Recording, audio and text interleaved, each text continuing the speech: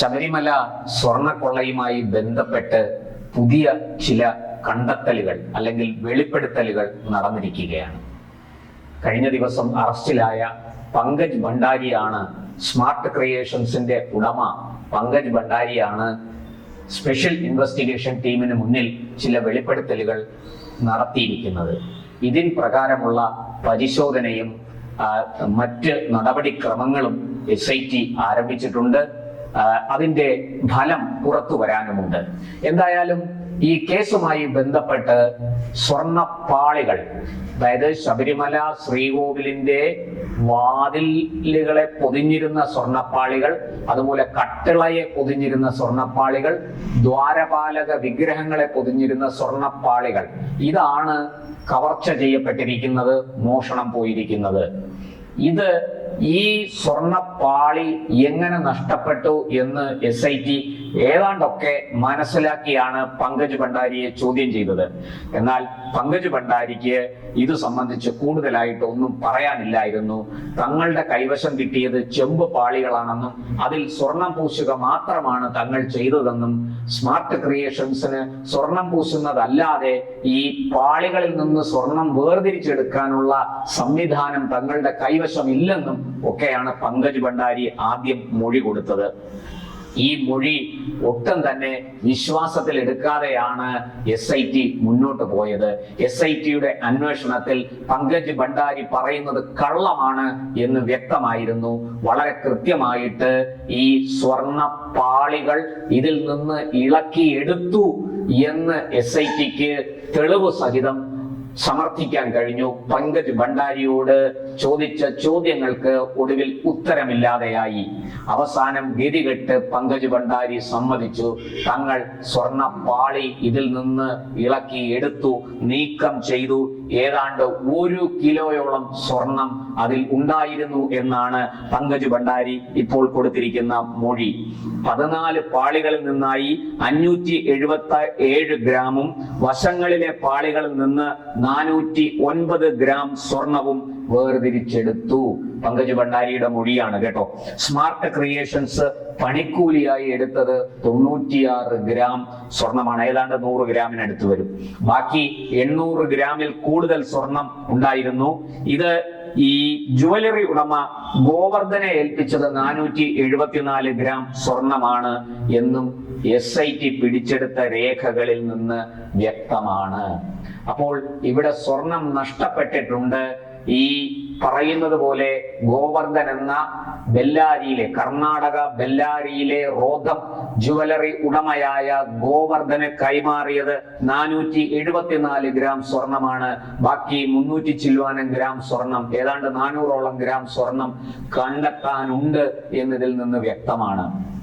Smart creations തങ്ങളുടെ പണിക്കൂലിയായിട്ട് 100 ഗ്രാമിനടുത്ത് 96 gram സ്വർണം മാത്രമേ എടുത്തിട്ടുള്ളൂ എന്നും വ്യക്തമാണ്. പങ്കജ് ഭണ്ഡാരി ഇക്കാര്യം SITയോട് സമ്മതിച്ചു.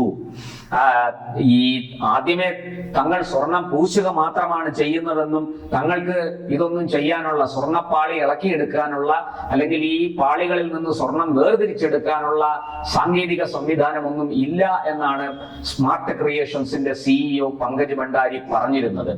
പക്ഷേ ഇപ്പോൾ വ്യക്തമാകുന്നു, പുറത്തുനിന്ന് ആളെ എത്തിച്ച് ഈ സ്വർണം വേർതിരിച്ചെടുക്കുകയായിരുന്നു എന്ന് ഇപ്പോൾ പങ്കജ് ഭണ്ഡാരി തന്നെ മൊഴി കൊടുത്തിരിക്കുകയാണ്. ഇനി നമുക്കറിയേണ്ടത് ഇവിടെ എത്തിച്ച സ്വർണപ്പാളികൾ, ഇത് ശബരിമലയിൽ നിന്ന് തന്നെ ഇതിന്റെ ആസൂത്രണം ആരംഭിച്ച് കൊണ്ടുപോയത് ചെന്തുപാളികളാണെന്ന് മിനിറ്റ്സിൽ അധികമായി എഴുതി ചേർത്തു. ഇതൊക്കെ കിടക്കുന്നു. അതെല്ലാം കഴിഞ്ഞാണ് 39 ദിവസങ്ങൾക്ക് ശേഷം ശബരിമലയിൽ നിന്ന് യാത്ര തിരിച്ച് ഈ സ്വർണപ്പാളികൾ 39 ദിവസത്തിന് ശേഷമാണ് ചെന്നൈയിലെ സ്മാർട്ട് ക്രിയേഷൻസിൽ എത്തുന്നത്. ഇതൊക്കെ വലിയ ദുരൂഹത ഉയർത്തുന്നു. ഇപ്പോൾ മറ്റൊരു കാര്യം കൂടി ഇവിടെ അറിയേണ്ടതുണ്ട്. അതായത് പങ്കജ് ഭണ്ഡാരി പറയുന്നത് ശരിയാണെങ്കിൽ ഈ സ്വർണം വേർതിരിച്ചെടുക്കാൻ ആരാണ് നിർദ്ദേശിച്ചത്? ആ നിർദ്ദേശിച്ച വ്യക്തിയുടെ പേര് പങ്കജ് ഭണ്ഡാരിക്ക് പറഞ്ഞേ മതിയാവുകയുള്ളൂ. അങ്ങനെ സ്വർണം വേർതിരിച്ചെടുക്കാൻ നിർദ്ദേശിച്ച വ്യക്തി പറയുന്നത് അനുസരിച്ച് കാര്യങ്ങൾ ചെയ്തു കൊടുത്തു. എന്നിട്ട് റോദം ജുവലറി ഉടമ ഗോവർദ്ധന് 409 ഗ്രാം സ്വർണം കൊടുത്തു. ബാക്കി സ്വർണം എവിടെ, ആരുടെ കൈവശം കൊടുത്തു? ഉണ്ണികൃഷ്ണൻ പോറ്റിക്ക് ഇതിൽ എന്താണ് പങ്ക്? ഉണ്ണികൃഷ്ണൻ പോറ്റിക്ക് അപ്പുറത്തേക്ക് ദൈവതുല്യരായ ചിലരൊക്കെ ഇതിൽ പങ്കാളിത്തം വഹിച്ചിട്ടുണ്ട് എന്ന് മുൻ ദേവസ്വം ബോർഡ് പ്രസിഡന്റ് പത്മകുമാറിന്റെ വെളിപ്പെടുത്തൽ നേരത്തെ തന്നെ ഉണ്ടായതാണ്. അതും ഇതുമായിട്ട് എന്തെങ്കിലും ബന്ധമുണ്ടോ? ഈ പറഞ്ഞതുപോലെ പങ്കജ് ഭണ്ഡാരിയെയും ഗോവർദ്ധനെയും ഒക്കെ ഈ കൃത്യം ചെയ്യാൻ പ്രേരിപ്പിച്ച ആ ദൈവതുല്യൻ ആരാണ്? പത്മകുമാറിന്റെ മൊഴി അനുസരിച്ച് ആ ദൈവതുല്യന്റെ നിർദ്ദേശമാണ്, അല്ലെങ്കിൽ ആ ദൈവതുല്യന്റെ ഉത്തരവുകളാണ് നടപ്പാക്കപ്പെട്ടിരിക്കുന്നത് എന്ന് വ്യക്തമാണ്. അതുകൊണ്ട് തന്നെ ഉണ്ണികൃഷ്ണൻ പോറ്റിയിലൂടെ നിർദ്ദേശങ്ങൾ നൽകിക്കൊണ്ടിരുന്ന ദൈവതുല്യനിലേക്ക് അന്വേഷണം എത്തണം. അതിന് പങ്കജ് ഭണ്ഡാരിയെയും ഗോവർദ്ധനെയും കസ്റ്റഡിയിൽ വാങ്ങാൻ പോവുകയാണ് SIT. ഇതോടൊപ്പം ED അന്വേഷണം ഒരു വശത്ത് പുരോഗമിക്കുന്നു. ED അന്വേഷണത്തിന്റെ നടപടിക്രമങ്ങൾ ആരംഭിച്ചു കഴിഞ്ഞു. അതുകൊണ്ട് ആ ED അന്വേഷണം കൂടി ആരംഭിച്ചു കഴിഞ്ഞാൽ വളരെ കൃത്യമായിട്ട് ഇതിന്റെ വിദേശ ബന്ധങ്ങൾ പുറത്തു വരും. ഇവിടെ നിന്ന് ഈ സ്വർണം വിദേശത്തേക്ക് കടത്തിയോ, അതിന്റെ ആന്റിക് വാല്യൂ, പുരാവസ്തു മൂല്യം നിർണയിക്കപ്പെട്ടിട്ടുണ്ടോ, അങ്ങനെ നിർണയിച്ചിട്ടാണോ ഇത് കടത്തിയിരിക്കുന്നത് എങ്കിൽ ഈ പറഞ്ഞ രമേശ് ചെന്നിത്തല പറഞ്ഞ ഒരു വ്യവസായി, കാര്യങ്ങൾ SITക്ക് മുന്നിൽ മാത്രമേ വെളിപ്പെടുത്തൂ എന്ന ഒരു വ്യവസായി ഇതിന്റെ ഇടയ്ക്ക് കടന്നു വന്നിരിക്കുന്നു. അദ്ദേഹത്തെ കുറിച്ച് മുൻ പ്രതിപക്ഷ നേതാവ് രമേശ് ചെന്നിത്തലയാണ് വെളിപ്പെടുത്തൽ നടത്തിയത്. മാത്രമല്ല, രമേശ് ചെന്നിത്തല അത് സംബന്ധിച്ച് തനിക്കറിയാവുന്ന മുഴുവൻ വിവരങ്ങളും വളരെ കൃത്യമായി SITക്ക് കൈമാറിയിട്ടുണ്ട്. ഈ ഈ വ്യവസായി വിദേശത്തായിരുന്നു. വിദേശത്ത് നിന്ന് വരുത്തി ഇയാളിന്റെ മൊഴിയെടുക്കാനുള്ള കാര്യക്രമങ്ങളുമായിട്ട് SIT മുന്നോട്ട് പോവുകയാണ്. ഇയാൾ ഇന്ത്യയിൽ എത്തി എന്നാണ് നമുക്ക് ലഭിക്കുന്ന വിവരം. എന്തായാലും SITക്ക് വളരെ കൃത്യമായി വിവരങ്ങൾ ലഭിക്കുന്നുണ്ട്.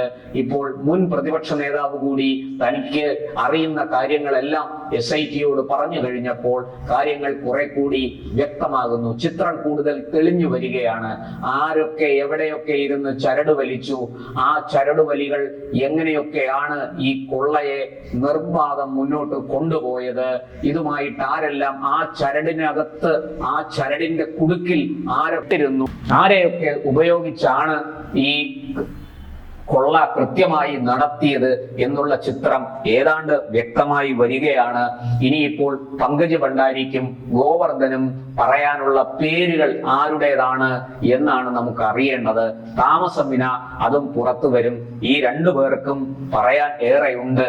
കാരണം അവരിൽ നിന്നാണ് തൊണ്ടി മുതൽ പോയിരിക്കുന്നത്.